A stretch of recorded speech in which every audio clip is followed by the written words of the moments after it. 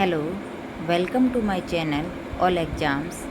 आज हम डिस्कस करेंगे वॉटिसिटी एंड सर्कुलेशन। वॉटिसिटी क्या होती है? It is a microscopic measure of the rotation of fluid element at any point is defined as the curl of velocity vectors. मतलब कि measure of rotation of fluid हमारे पास में वॉटिसिटी और सर्कुलेशन होता है। वॉटिसिटी में क्या होता है? कर्ल ऑफ वेलोसिटी वेक्टर होता है, और सर्कुलेशन में हमारे पास में हो जाएगा line integral of velocity field along a fluid element.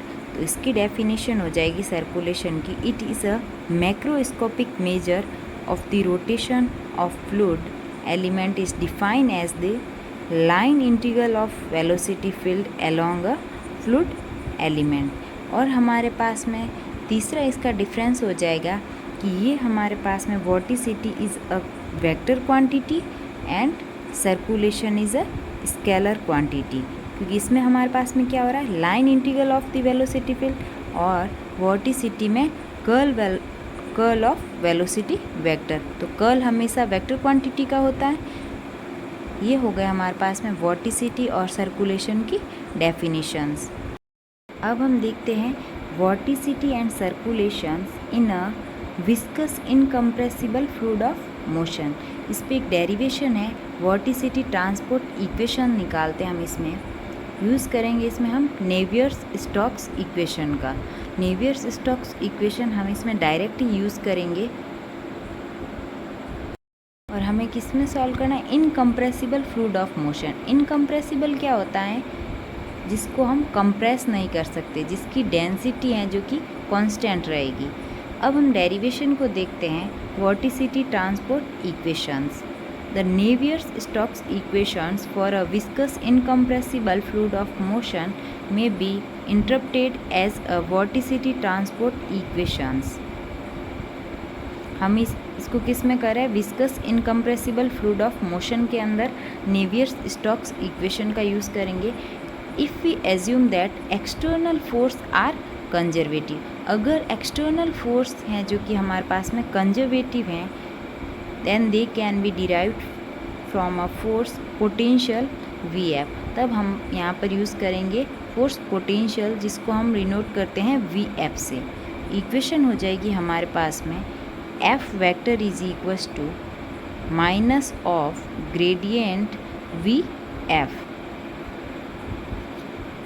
Then the Navier-Stokes equations for a viscous incompressible fluid of motion can be written as, ये हमारे पास में होती है del V vector by del T plus V vector of gradient और V vector is equals to the, ये हमारे पास में यहाँ पर रो होता है। तो पूरी इक्वेशन को हमने जब रो से मल्टीप्लाई करवाएंगे तब ये यहाँ पर तो बन जाएगा पी बाई रो, और यहाँ पर एक कांस्टेंट आएगा, उसको हमने म्यू लेट किया है पूरे को। तो ये इक्वेशन आ गई हमारे पास में Navier Stokes equation for a viscous incompressible fluid of motion की। अब using a Lagrange's vector identity. Lagrange's vector identity हमारे पास में क्या होती है? V vector dot gradient of V vector is equals to the gradient of half V vector का square minus V vector cross product of gradient cross velocity, curl of velocity. ये हमारे पास में कर्ल ऑफ वेलोसिटी हो गया, और curl of velocity हमारे पास में क्या होता है?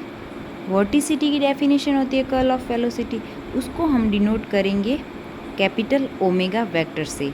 तो इसको इसकी जगह पर हम पुट कर लेंगे ओमेगा वेक्टर, और ये इक्वेशन बन गई हमारे पास में थर्ड। अब हम क्या करेंगे? इक्वेशन थर्ड का यूज़ करेंगे इक्वेशन सेकेंड में, इसकी जगह पर वैल्यू पुट कर देंगे। इस क्वांटिटी को हम यहाँ पर पुट कर देंगे, और इस क्वांटिटी को हम जब इस साइड लेके आएंगे तो ये वाली हमारे पास में नेगेटिव में आ जाएगी। तब इक्वेशन बनेगी हमारे पास में दिस वन।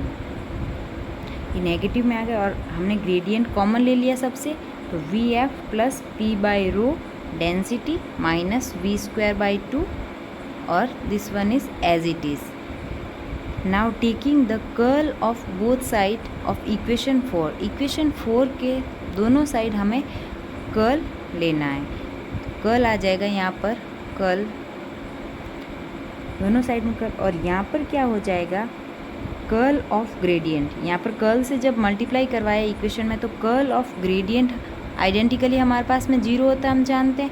तो ये क्वांटिटी हमारे पास में पूरी 0 हो जाएगी और ये वाली एज इट इज़ रह जाएगी और कर्ल से हमें मल्टीप्लाई करवा दिया. देन हम इसको इस टाइप से लिख सकते हैं ग्रेडियंट क्रॉस वी वेक्टर. तो हमारे पास में ये क्या बन जाएगा वापस से ओमेगा वेक्टर. इसकी जगह पर रख दिया हमने omega vector and this one is as it is और इसकी जगह पर भी ओमेगा वेक्टर्स. ये हमने नाम दे दिया इक्वेशन 5. नाउ अगेन हमें यहाँ पर यूज़ करना है वेक्टर आइडेंटिटी. यहाँ पर यूज़ करेंगे हम वेक्टर आइडेंटिटी का. तो हमारे पास में curl of A cross B cross हमारे पास में ये होता है.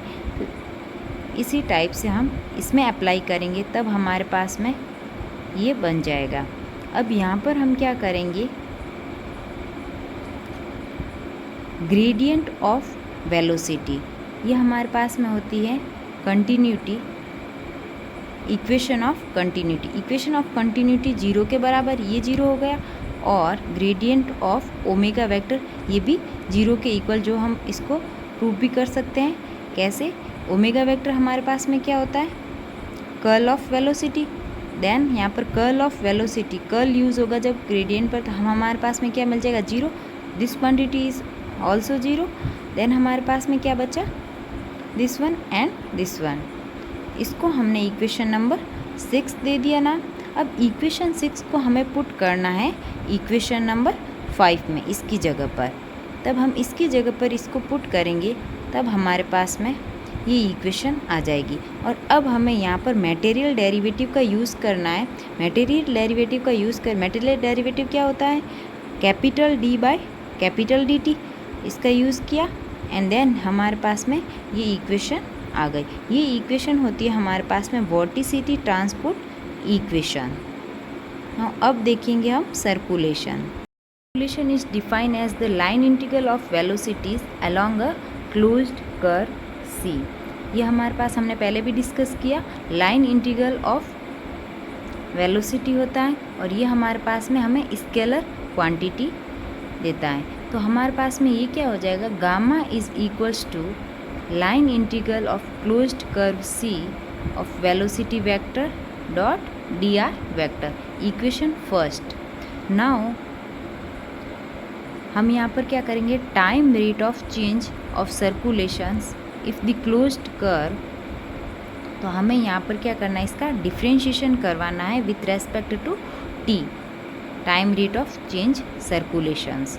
तब यहाँ पर जब डिफ्रेंशिएशन किया तो कैपिटल डी मटेरियल डेरिवेटिव लेना है capital D gamma by capital D T is equals to हमारे पास में क्या आ जाएगा line integral of closed curve C. और इसका जब डिफ्रेंशिएशन करेंगे तो एक बार यू डॉट वी लगेगा, एक बार इस टर्म को छोड़ेंगे और इसका करेंगे और दूसरी बार एक को छोड़ के दूसरे को करेंगे. तब हमने यहाँ पर कर दिया D V vector by D T और D R as it is plus अब वी वेक्टर को एज इट इज़ रखा और capital D by D T of D R vector. But this quantity is the difference of velocity at the end of a line vector D R vector. तो हम इसको किस प्रकार से लिख सकते हैं इस टाइप से लिख सकते हैं D R vector dot gradient of V vector. इसको हमने नाम दे दिया equation 3rd. And also if the external force are conservative. ये इक्वेशन हमने पीछे भी डिस्कस की है, बस इसमें डिफरेंस क्या है वहाँ पर लिया था हमने डेल बाय डेल टी, इसमें हमने मटेरियल डेरिवेटिव लिया है capital D by D T. ये इक्वेशन आ गई. अब यहाँ से हम जानते हैं कि curl of omega vector, curl of omega vector हम इसको इस प्रकार से लिख सकते हैं. ओमेगा वेक्टर क्या होता है कर्ल ऑफ वेलोसिटी. देन हमारे पास में ये क्या हो जाएगा gradient of V vector is equal to 0 होता है। तब इसकी वैल्यू यहाँ पर हम पुट कर देंगे। इक्वेशन थर्ड और इक्वेशन फोर्थ को सब्स्टिट्यूट करेंगे इक्वेशन सेकेंड के अंदर। देन हमें क्या फाइंड होगा, material derivative capital D by D T as it is, and then ये हमारे पास में क्लोज्ड कर्व लाइन इंटीग्रल और ग्रेडियंट, और इसमें से हमने ग्रेडियंट पूरे को कॉमन ले लिया और ये क्वांटिटी रही, और जो बाहर हमारे पास में डेल आर से मल्टीप्लाई और minus of V of line integral curl of omega vector of D R vector, ये हमारे पास में, और ये जो क्वांटिटी है वो 0 के बराबर हो जाएगी। तब हमारे पास में बचेगा क्या, दिस वन।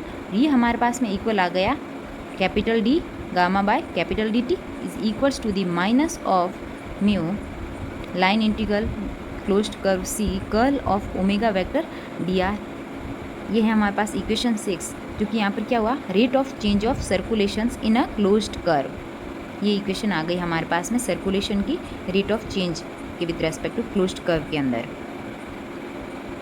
तो ये हमने दोनों देख दिए, वॉर्टिसिटी एंड सर्कुलेशंस क्या होता है और उनके डेरिवेशंस। Thank you.